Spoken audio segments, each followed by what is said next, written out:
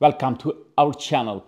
Today we'll explore one of the most influential shifts in agricultural knowledge systems, the privatization of Dutch extension service.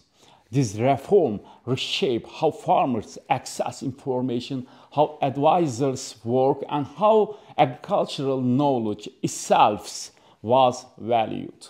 Let's break down the key outcomes, challenges, and systematic changes. What I will tell you is based on a paper written by Jet Proust and Paul Duizink, published in 2012. In terms of empowerment and increased effectiveness, one of the most immediate effects was the rise of independence in advice. Advisors were no longer seen as government agents. Their credibility grew because they could focus entirely on farmers' needs rather than policy goals. Farmers themselves also transformed from passive recipients of information into active critical consumers. They could now choose among different advisors, compare services, and demand quality. And since they had to pay for advice, the information was treated as an investment. Farmers came prepared with precise questions, applied knowledge more carefully, and often achieved more effective results. Privatization didn't just empower individual farmers. It also triggered collective action.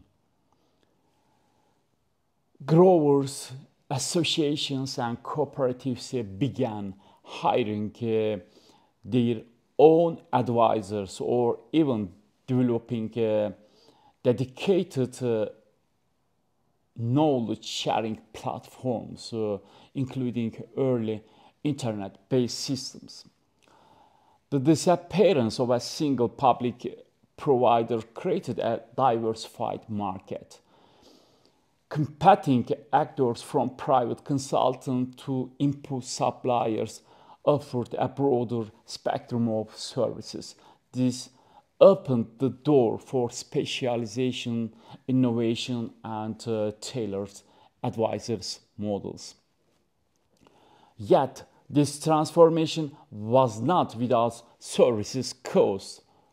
First, the exclusion problem.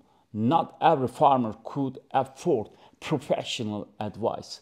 Smallholders, farmers in remote areas, or those working with niche crops risk being left behind. Second, the loss of public goods, knowledge essential for society, such as environmental sustainability, biodiversity, or long-term soil health did not always fit into a profit-driven advisory systems.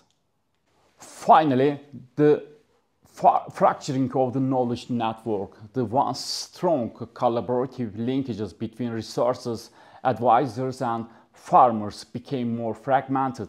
Competition and intellectual property concerns sometimes replaced the spirit of open collaboration. Perhaps the most fundamental shift was cultural. Money became the decisive factor. The questions that mattered were who can pay, which issues are profitable, which methods are cost-effective.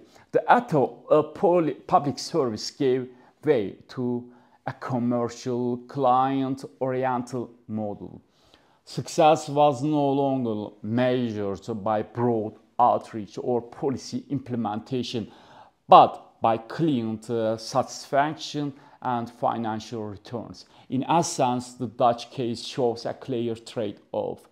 Privatization brought efficiency, responsiveness, and independence, but it also raised critical concerns about equity, inclusiveness, and provision of public good knowledge.